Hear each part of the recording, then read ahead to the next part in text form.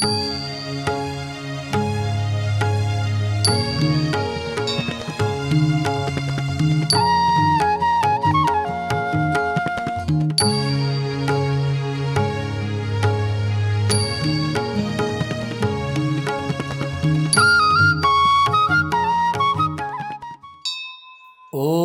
ತತ್ಸತ್.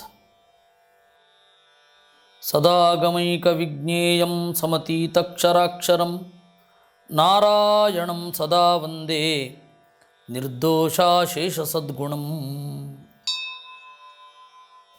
ಹೋದ ಸಂಚಿಕೆಯಲ್ಲಿ ನಾವು ಕೇವಲ ಪ್ರಮಾಣ ಅನ್ನೋದನ್ನು ನೋಡಿದ್ದೆವು. ಕೇವಲ ಅಂತಂದರೆ ಇನ್ಸ್ಟ್ರುಮೆಂಟ್ಲೆಸ್ ಅಂತ ಅರ್ಥ. ಹೊರಗಡೆಯ ಇನ್ಸ್ಟ್ರುಮೆಂಟ್ ಯಾವುದು? ಈ ಇಂದ್ರಿಯ, ಈ ಪರಿಸರ, ನಾವು ಓದುವ ಟೆಕ್ಸ್ಟ್ ಬುಕ್ಕುಗಳು, ಇವೆಲ್ಲ ಹೊರಗಡೆಯ ಇನ್ಸ್ಟ್ರುಮೆಂಟ್ಸ್.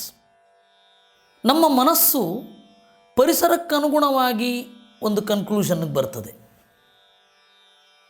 ಪರಿಸರಕ್ಕೆ ಅನುಗುಣವಾಗಿ ಒಂದರ ಬಗ್ಗೆ ಡಿಸಿಷನ್ ತೆಗೆದುಕೊಳ್ಳುತ್ತೆ. ಅದು ಸತ್ಯ ಆಗಿರಬೇಕು ಅಂತ ಇಲ್ಲ. ನನ್ನ ಪರಿಸರದಲ್ಲಿ ನಾನು ಕಂಡದ್ದು, ನನಗದು ಸತ್ಯ ಅಂತ ಅನಿಸುತ್ತೆ, ಆದರೆ ಅದು ಹಾಗೇ ಇರಬೇಕು ಅಂತ ಇಲ್ಲ. ಆದರೆ ಕೇವಲ ಪ್ರಮಾಣ ಹಾಗಲ್ಲ, ಯಥಾರ್ಥವಾದದ್ದನ್ನು ಗ್ರಹಿಸುತ್ತೆ. ಅದಕ್ಕಾಗಿ ಅದು ಕೇವಲ ಪ್ರಮಾಣ ಅಂತಂದರೆ ಪ್ರೈಮರಿ ಥಾಟ್ ಅಥವಾ ಫಸ್ಟ್ ಥಾಟ್. ಅದರಲ್ಲಿ ಯಾವುದೇ ಕಂಟಾಮಿನೇಷನ್ ಇರೋದಿಲ್ಲ. ನಮಗೆಲ್ಲ ಅದು ಕೆಲಸ ಮಾಡಲ್ವಾ? ಮಾಡುತ್ತೆ. ಯಾವಾಗ? ನಮಗೆ ಮುಖ್ಯವಾಗಿ ಅನುಭವಕ್ಕೆ ಬರೋದು ಸುಖ, ದುಃಖ, ಕಾಲ, ದೇಶ ಅಥವಾ ಆಕಾಶ, ಇವುಗಳನ್ನು ಗ್ರಹಿಸುವಾಗ, ಒಂದು ವಸ್ತುವಿನ ಅಸ್ತಿತ್ವ ಅಂದರೆ ಎಕ್ಸಿಸ್ಟೆನ್ಸ್, ಅವುಗಳನ್ನು ಗ್ರಹಿಸುವಾಗ ನಮಗೆ ಆ ಕೇವಲ ಪ್ರಮಾಣ ಅಂತನ್ನೋದರ ಅಸ್ತಿತ್ವ ಅನುಭವಕ್ಕೆ ಬರುತ್ತೆ. ಈ ಕೇವಲ ಪ್ರಮಾಣದ ಬಗ್ಗೆ ವೆಸ್ಟರ್ನ್ ಫಿಲಾಸಫಿಯಲ್ಲಿ ಮುಖ್ಯವಾಗಿ ಮಾತನಾಡಿದವ ಒಬ್ಬನೇ, ಬೇರೆ ಯಾರೂ ಮಾತನಾಡಲಿಲ್ಲ. ರೀನೆ ಡೆಕಾರ್ಟೆ ಅಂತ. ಅವನ ಬಗ್ಗೆ ನಾನು ಸ್ವಲ್ಪ ಮುಂದೆ ಹೇಳ್ತೇನೆ. ಆಚಾರ್ಯರ ತತ್ವಶಾಸ್ತ್ರ ಎಲ್ಲಿ ಅವನ ಮೀಟಿಂಗ್ ಪಾಯಿಂಟ್ ಯಾವುದು, ಎಲ್ಲಿ ಅವನು ಬಿಡ್ತಾನೆ ಅನ್ನೋದ್ರ ಬಗ್ಗೆ ನಾನು ಮುಂದೆ ಹೇಳ್ತೇನೆ. ಇದು ಕೇವಲ ಪ್ರಮಾಣ ಅಂತ, ಪ್ರೈಮರಿ ಥಾಟ್. ಎರಡನೆಯದ್ದು ಅನುಪ್ರಮಾಣ ಅಂತ ಕರೀತಾರೆ. ಅನುಪ್ರಮಾಣ ಅಂತಂದರೆ ಮೂರು. ಒಂದು ಪ್ರತ್ಯಕ್ಷ, ಪರ್ಸೆಪ್ಷನ್ ಅಂತಾರೆ. ಎರಡನೆಯದ್ದು ಲಾಜಿಕ್. ಮೂರನೆಯದ್ದು ಸ್ಕ್ರಿಪ್ಟ್. ಇದನ್ನು ಸಂಸ್ಕೃತದ ಪರಿಭಾಷೆಯಲ್ಲಿ ಹೇಳೋದಾದರೆ ಪ್ರತ್ಯಕ್ಷ, ಅನುಮಾನ, ಆಗಮ ಅಂತಾರೆ. ಪ್ರತ್ಯಕ್ಷ ಅಂತಂದರೆ ನಮ್ಮ ಇಂದ್ರಿಯದ ಮತ್ತು ಮನಸ್ಸಿನ ಪ್ರತ್ಯಕ್ಷ. ಇದು ಪ್ರತ್ಯಕ್ಷ. ಇನ್ನು ಎರಡನೆಯದ್ದು ಅನುಮಾನ. ಅನುಮಾನ ಅಂದರೆ ಸಸ್ಪೆಕ್ಟ್ ಅಂತ ಅರ್ಥ ಅಲ್ಲ. ಇವತ್ತು ಕನ್ನಡದಲ್ಲಿ ಅನುಮಾನ ಅಂದರೆ ಸಂದೇಹ, ಸಸ್ಪೆಕ್ಟ್ ಅಂತ ಅರ್ಥ, ಡೌಟ್ ಅಂತ ಅರ್ಥ. ಆದರೆ ಅನುಮಾನ ಅಂದರೆ ಒಂದು ಪದ, ಅದನ್ನು ಬಿಡಿಸ್ಬೇಕು. ಮಾನಂ ಅನುಸೃತ್ಯ ಭವತಿ, ಪ್ರಧಾನ ಪ್ರಮಾಣವನ್ನು ಅನುಸರಿಸಿಕೊಂಡು ಬರುತ್ತೆ.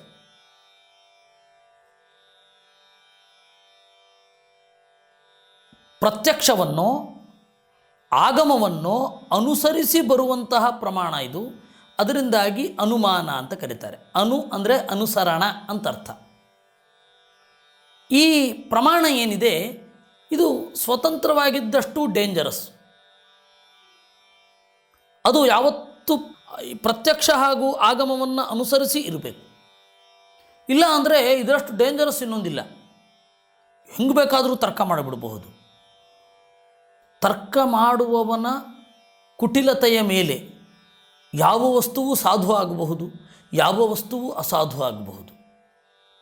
ಇದಕ್ಕೊಂದು ಸುಮ್ಮನೆ ಒಂದು ಉದಾಹರಣೆ ಕೊಡ್ತೇನೆ ನಿಮಗೆ. ಒಬ್ಬ ಅಧ್ಯಾಪಕ ಮದ್ಯವನ್ನು ಬಾಟಲಲ್ಲಿ ಹಾಕಿ ಅದರಲ್ಲಿ ಹುಳಗಳು ಸಾಯುವುದನ್ನು ತೋರಿಸಿ ನಿಮಗೇನನ್ನಿಸ್ತಾ ಇದೆ ಅಂತ ವಿದ್ಯಾರ್ಥಿಗಳನ್ನು ಕೇಳಿದ. ಅವನ ತಲೆಯಲ್ಲಿ ಏನಿತ್ತು, ಹುಳಗಳು ಸಾಯ್ತವೆ ಅಂದರೆ ಇದು ವಿಷವೇ ಇರಬೇಕು, ನಾವು ಮದ್ಯವನ್ನು ಕುಡಿಯೋದಿಲ್ಲ ಅಂತ ವಿದ್ಯಾರ್ಥಿಗಳ ಬಾಯಲ್ಲಿ ಹೇಳಿಸಬೇಕು ಅಂತ ಹೊರಟದ್ದು. ಆದರೆ ವಿದ್ಯಾರ್ಥಿಗಳು ಹೇಳಿದರಂತೆ ನಮ್ಮ ಹೊಟ್ಟೆಯಲ್ಲಿರುವ ಹುಳುಗಳನ್ನೆಲ್ಲ ಸಾಯಿಸಬೇಕು ಅಂದರೆ ಮದ್ಯವನ್ನು ಕುಡಿಬೇಕು ಅಂತ. ಸೊ ಲಾಜಿಕ್ ಅಂತನ್ನೋದು ಫ್ರೀ ಇದ್ದಷ್ಟು ಜಗತ್ತಿಗೆ ತೊಂದರೆ. ನಾವು ಬಹಳ ಅಧರ್ಮ ಮಾಡ್ತೀವಿ ರೀ, ಯಾಕೆ ನಮ್ಮ ಕಲ್ಕಿ ಬರಬೇಕು ಅಂತ ಉದ್ದೇಶ ಇದೆ.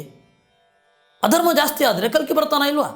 ನಾವು ಅಧರ್ಮ ಜಾಸ್ತಿ ಮಾಡ್ತಾ ಇದ್ದೇವೆ, ದೇವರ ಭಕ್ತರಾಗಿ ಅಧರ್ಮ ಜಾಸ್ತಿ ಮಾಡ್ತೇವೆ ಅಂತ ಒಬ್ಬ ತರ್ಕ ಮಾಡಿದರೆ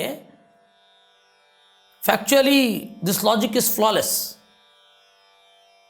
ಯಾವುದೇ ದೋಷ ಇಲ್ಲ, but it is not acceptable. ಅದನ್ನು ನಾವು ಒಪ್ಪಲಿಕ್ಕಾಗೋಲ್ಲ.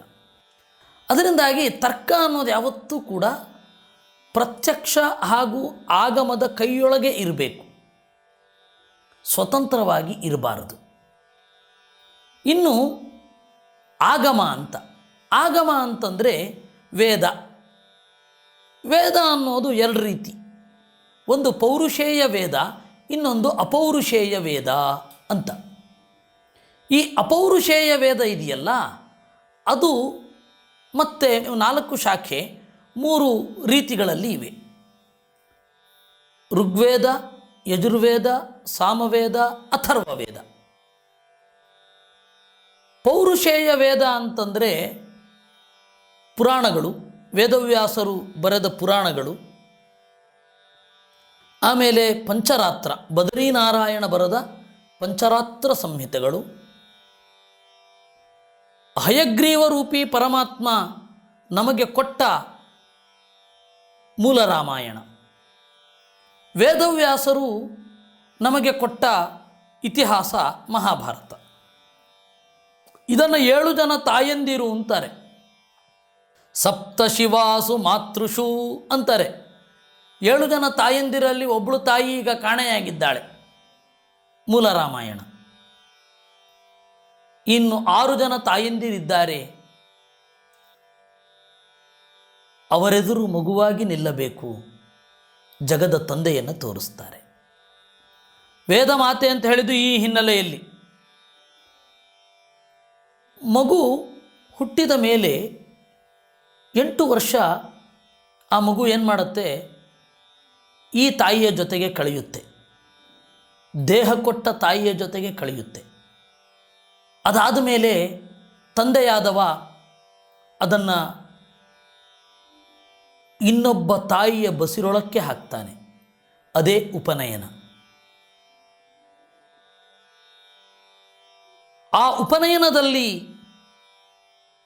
ವೇದಮಾತೆಯ ಬಸಿರೊಳಕ್ಕೆ ಹೋದವನು, ಅಂದರೆ ಅಧ್ಯಯನ ಶುರು ಮಾಡಿದವ, ತಂದೆಯನ್ನು ತಿಳಿತಾ ಹೋಗ್ತಾನೆ. ಅದಕ್ಕೆ ಒಂದು ಮಾತು ಹೇಳ್ತಾರೆ, ತಾಯಿ ವಾಸ್ತವ, ತಂದೆ ಭಾವನೆ ಅಂತ.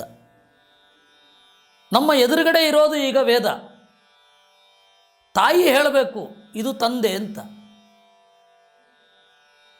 ಇದು ನಿನ್ನ ತಂದೆ ಅಂತ ಹೇಳಲಿಕ್ಕೆ ತಾಯಿಯೇ ಅಥಾರಿಟಿ.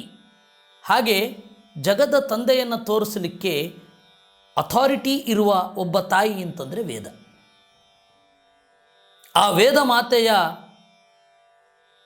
ಎದುರುಗಡೆ ಕುಳಿತು ಅಥವಾ ಮಡಿಲಲ್ಲಿ ಕುಳಿತು ನಾವು ತಂದೆಯನ್ನು ನೋಡಬೇಕು. ಇದು ಆಗಮ. ಆ ವೇದವನ್ನು ಅರ್ಥ ಮಾಡಿಕೊಳ್ಬೇಕು ಅಂತ ಹೇಳಿದರೆ ಅವಳು ಆರಂಭದಲ್ಲಿ ಇತಿಹಾಸ ಪುರಾಣಗಳ ಮೂಲಕ ನಮ್ಮನ್ನು ಮಾತನಾಡಿಸ್ತಾಳೆ.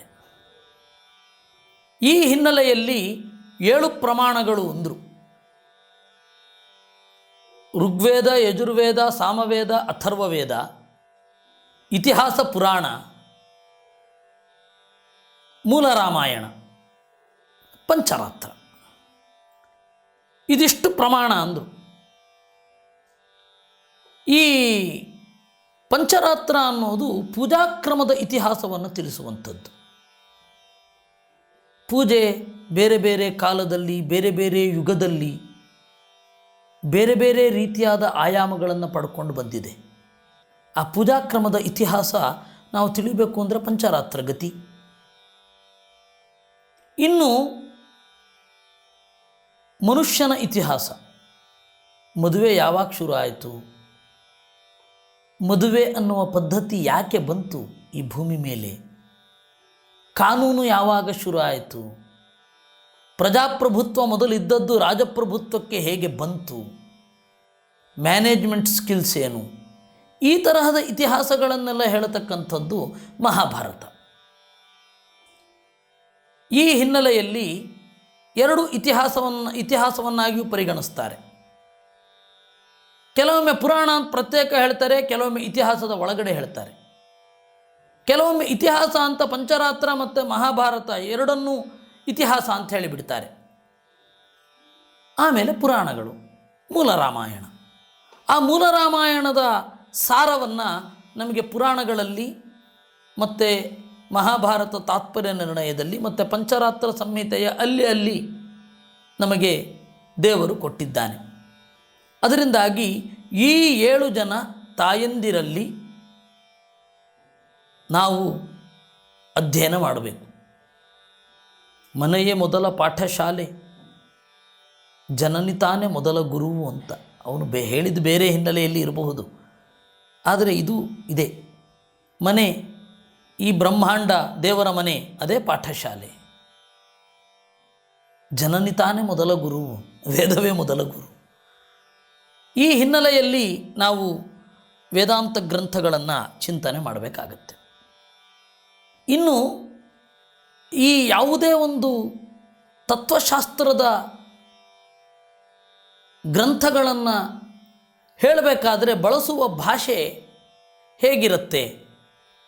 ಸಾಮಾನ್ಯ 3 ತರಹದ ಪದಗಳು ಅಥವಾ 3 ತರಹದ ಭಾಷೆಗಳು ಇರುತ್ತೆ. ಒಂದು ಸರ್ವತಂತ್ರ ಶಬ್ದ, ಎಲ್ಲರೂ ಬಳಸುವಂತಹ ಶಬ್ದ. ಇನ್ನೊಂದು ಸಮಾನತಂತ್ರ ಶಬ್ದ, 2 ಶಾಸ್ತ್ರದವರು ಬಳಸುವಂತಹ ಶಬ್ದ.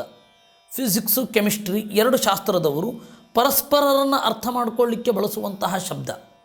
ಹಾಗೆ ನಮ್ಮಲ್ಲಿ ತಾರ್ಕಿಕರು ಮತ್ತು ವೇದಾಂತಿಗಳಾಗಿರಬಹುದು, ತಾರ್ಕಿಕರು ಮತ್ತು ಮೀಮಾಂಸಕರಾಗಿರಬಹುದು, ಅವರು ಬಳಸುವಂತಹ ಶಬ್ದ. ಇದಾದ ಮೇಲೆ ಪ್ರತಿತಂತ್ರ ಶಬ್ದ, ಟೆಕ್ನಿಕಲ್ ಟರ್ಮ್. ಮಧ್ವಾಚಾರ್ಯರು ಟೆಕ್ನಿಕಲ್ ಟರ್ಮನ್ನು ಬಳಸಲಿಲ್ಲ. ಏಕೆ ಗೊತ್ತಾ? ಟೆಕ್ನಿಕಲ್ ಟರ್ಮ್ ಅಂತನ್ನೋದು ನಾವು ಮಾಡಿಕೊಂಡ ಒಂದು ವ್ಯವಸ್ಥೆ. ಎಷ್ಟು ಕಷ್ಟವಾಗಿದೆ ಅಂತ ಅನಿಸುತ್ತೆ ನಮಗೆ, ನಾವು ಅದಕ್ಕೊಂದು ಟೆಕ್ನಿಕಲ್ ಟರ್ಮ್ ಇಟ್ಬಿಡ್ತೀವಿ ಅದನ್ನೆಲ್ಲವನ್ನು ಹೇಳಲಿಕ್ಕೆ. ಆದರೆ ಅದು ವಸ್ತುವಿನ ಹೆಸರಾಗಬೇಕಾಗಿಲ್ಲ. ನಮ್ಮ ಊಹೆ ಜಾಸ್ತಿ ಆದಷ್ಟು ಟೆಕ್ನಿಕಲ್ ಟರ್ಮ್ ಜಾಸ್ತಿ ಆಗುತ್ತೆ. ನಮಗೆ ಎಟುಕದ್ದನ್ನು ಟೆಕ್ನಿಕಲ್ ಟರ್ಮಿನ ಮೂಲಕ ಬಳಸ್ತೇವೆ. ನಮಗೆ ಯಾವುದು ಎಟುಕತ್ತೋ ಅದು ನಮ್ಮ ದೈನಂದಿನ ಭಾಷೆಯಲ್ಲೇ ಬಳಸ್ತೇವೆ. ಆಚಾರ್ಯರು ಸರ್ವತಂತ್ರ ಶಬ್ದವನ್ನು ಹಾಗೆ ಬಳಸಿದ್ರು.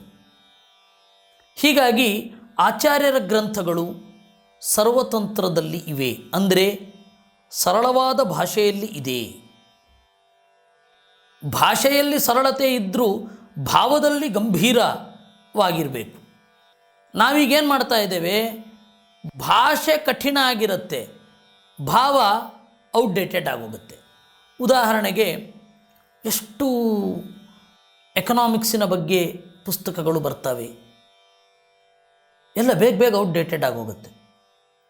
ಎಷ್ಟು ಟೆಕ್ನಾಲಜಿಯ ಬಗೆಗಿನ ಪುಸ್ತಕ ಬರುತ್ತದೆ, ಬೇಗ ಬೇಗ ಔಟ್ಡೇಟೆಡ್ ಆಗೋಗುತ್ತೆ. ಯಾಕೆ ಅಂತಂದರೆ ಅದರ ಭಾಷೆ ಪಾರಿಭಾಷಿಕ, ಅದರಿಂದ ತಿಳಿಯಬೇಕಾದ ಏನು ಸ್ವರೂಪ, ವಸ್ತು ಸ್ವರೂಪ ಅದು ಅನಿತ್ಯ. ಅದರಿಂದಾಗಿ ಬೇರೆ ಬೇರೆ ಬೇರೆ ಬೇರೆ ಬೇರೆ ಬೇರೆ ಬೇರೆ ಬೇರೆ ನೋಡ್ತಾ ಇರಬೇಕಾಗತ್ತೆ. ಇದು ಫ್ಯಾಕ್ಟ್.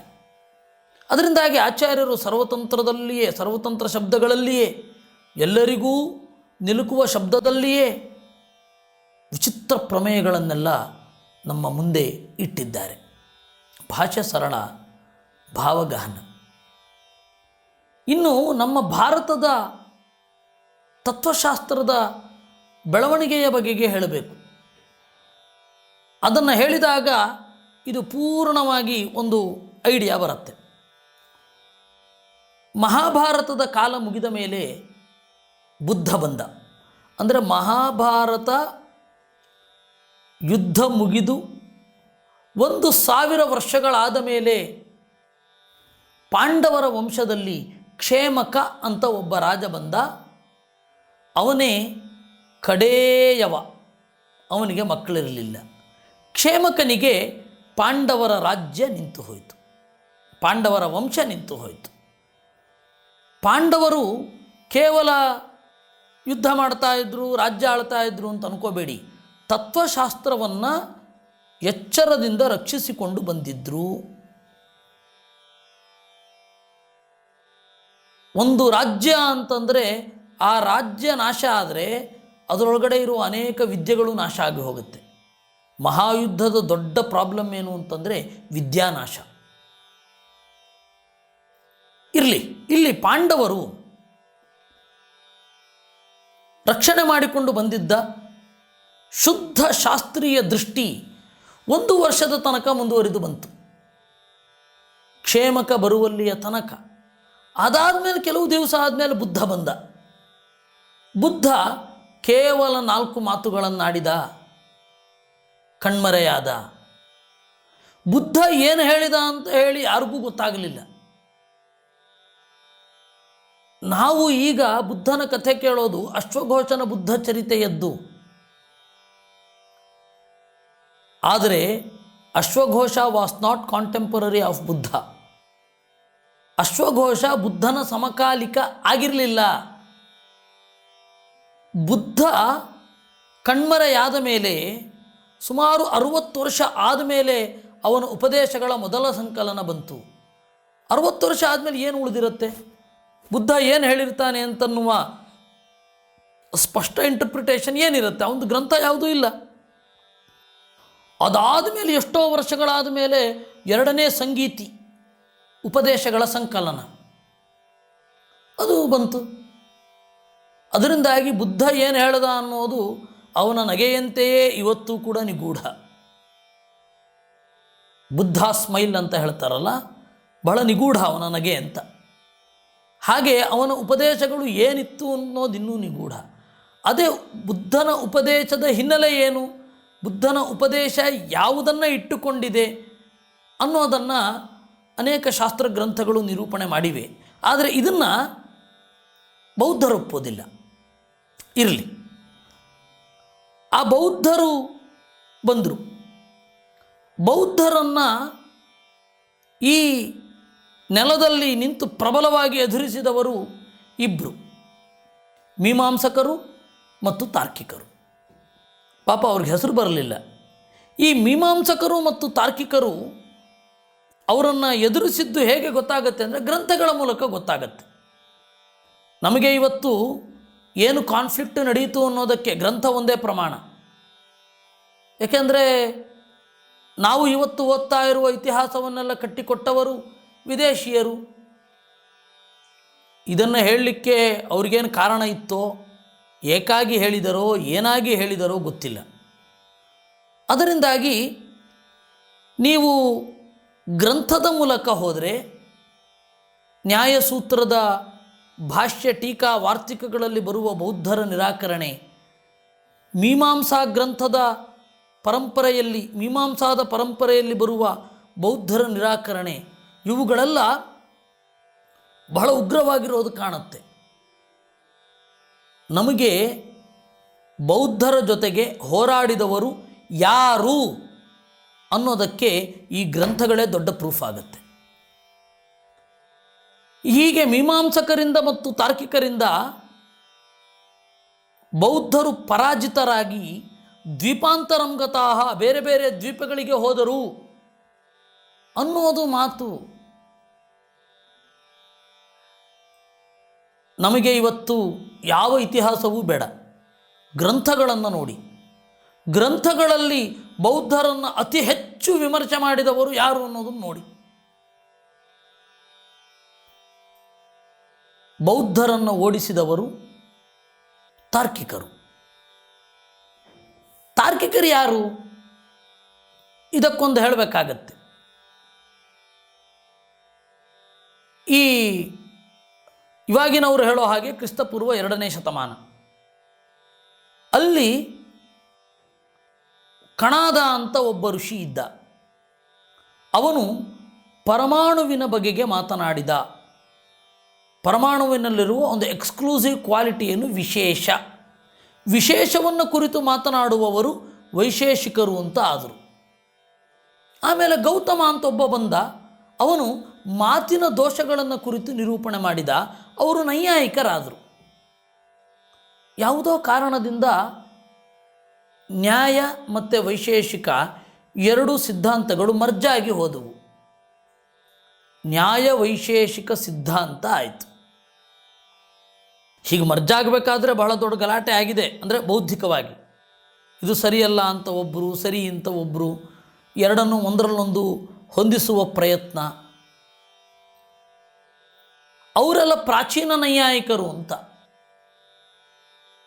ಮಧ್ವಾಚಾರ್ಯರ ಕಾಲಕ್ಕೆ ಅಂದರೆ 13ನೇ ಶತಮಾನದಲ್ಲಿ ಗಂಗೇಶೋಪಾಧ್ಯಾಯ ಅಂತ ಒಬ್ಬ ಬಂದ. ಅವನು ಪ್ರೆಸೆಂಟ್ ಮಾಡಿದ ಶಾಸ್ತ್ರ ನವ್ಯನ್ಯಾಯ ಶಾಸ್ತ್ರ ಅಂತ ಆಯಿತು. ನವೀನ ನ್ಯಾಯ ಅಂತ ಕರೀತಾರೆ. ಆ ನವೀನ ನ್ಯಾಯವನ್ನು ಅವತ್ತಿನ ವಿದ್ವಾಂಸರು ಬಹಳ ಜನ ಮೆಚ್ಚಿಕೊಂಡು ಅನೇಕ ವ್ಯಾಖ್ಯಾನಗಳು ಬಂದವು. ಅಲ್ಲಿಂದ ಪರಂಪರೆ ಮುಂದುವರೆದು ಇವತ್ತಿನ ತನಕ ಬಂದಿದೆ. ಇವರನ್ನು ನೈಯಾಯಿಕರು ಅಂತ ಕರೀತಾರೆ. ವಸ್ತುತಃ ಮೂಲದಲ್ಲಿ ಇವರು ನ್ಯಾಯ ಮತ್ತು ವೈಶೇಷಿಕ ಸೂತ್ರಗಳ ಫ್ಲೋ ಇದು. ಈ ನ್ಯಾಯ ವೈಶೇಷಿಕರು ಬೌದ್ಧರನ್ನು ಓಡಿಸಿದರು. ಪಾಪ ಇವರು ಫಿಸಿಕ್ಸ್ ಒಂದನ್ನು ಚೆನ್ನಾಗಿ ಭಾರತಕ್ಕೆ ಕೊಡಬೇಕು ಅಂತ ಇದ್ದವರು ಬೇರೆ ಕೆಲಸದಲ್ಲಿ ರತರಾದ್ದರಿಂದಾಗಿ, ಅಂದರೆ ಬೌದ್ಧರ ಖಂಡನೆಯಲ್ಲಿ ರತರಾದ್ದರಿಂದಾಗಿ ಈ ಫಿಸಿಕ್ಸಿನ ಕಡೆ ಫೋಕಸ್ ಕಡಿಮೆ ಆಯಿತು. ಅದರಿಂದಾಗಿ ಅವರು ಫಿಸಿಕ್ಸನ್ನು ಕೊಡ್ತೇವೆ ಅಂತ ಹೊರಟು ಪೂರ್ತಿ ಕೊಡಲಿಲ್ಲ. ತರ್ಕ ಅಂತಂದರೆ ಪದಾರ್ಥ ತತ್ವಶಾಸ್ತ್ರ ಅಂತ. ತರ್ಕ ಅಂದರೆ ಫಿಸಿಕ್ಸ್ ಫ್ಯಾಕ್ಚುಯಲಿ. ಆದರೆ ತರ್ಕಶಾಸ್ತ್ರ ಅಂದರೆ ಇವತ್ತು ವಾದ ಮಾಡೋದು ಅಂತ ಬಂದುಬಿಟ್ಟಿದೆ. ಅದು ಪೂರ್ಣಾಂಗವಾಗಿ ಬರಲಿಲ್ಲ. ಯಾಕೆ ಅಂದರೆ ಇದೊಂದು ಕಾನ್ಫ್ಲಿಕ್ಟ್ ಇರೋದರಿಂದ. ಹೀಗೆ ನಾವು ತತ್ವನಿರ್ಣಯವನ್ನು ತಿಳಿದುಕೊಳ್ಳಲಿಕ್ಕೆ ಆಚಾರ್ಯರಿಗಿಂತ ಮೊದಲು ಯಾವ ಯಾವ ಶಾಸ್ತ್ರಗಳು ಇದ್ದುವು, ಆಚಾರ್ಯರ ಪರಿಷ್ಕಾರ ಏನು ಅನ್ನೋದನ್ನು ತಿಳಿಬೇಕಲ್ವಾ. ಅದಕ್ಕಾಗಿ ಆಚಾರ್ಯರಿಗಿಂತ ಮೊದಲು ಯಾವ ರೀತಿ ಪರಿಸ್ಥಿತಿ ಇತ್ತು ಅನ್ನೋದನ್ನು ಮುಂದಿನ ಸಂಚಿಕೆಯಲ್ಲಿ ಇನ್ನೊಂದು ಸ್ವಲ್ಪ ವಿಸ್ತಾರವಾಗಿ ನೋಡೋಣ. ಈ ಸಂಚಿಕೆ ಎಲ್ಲವನ್ನೂ ಕೂಡ ಪ್ರಾಯೋಜನ ಮಾಡಿದ ಪುರಂದರ ಬುದ್ಧರ ಕುಟುಂಬಕ್ಕೆ ಇದರ ಸವಿ ತಾಗಲಿ, ಅವರಿಗೆ ಆನಂದವಾಗಲಿ ಅಂತ ದೇವರಲ್ಲಿ ಪ್ರಾರ್ಥನೆ ಮಾಡ್ತಾ ಈ ಸಂಚಿಕೆಯನ್ನು ಮುಗಿಸೋಣ. ಕೃಷ್ಣಾರ್ಪಣಮಸ್ತು.